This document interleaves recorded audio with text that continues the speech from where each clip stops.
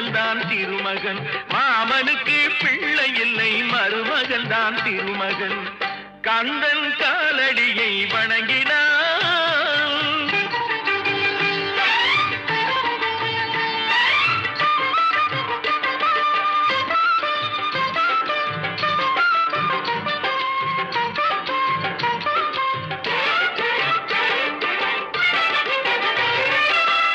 உமையவள் தன் வடிவம் மதுரையில் மீனாட்சி, உருவத்தில் மாறுபட்டாள் காஞ்சியில் காமாட்சி.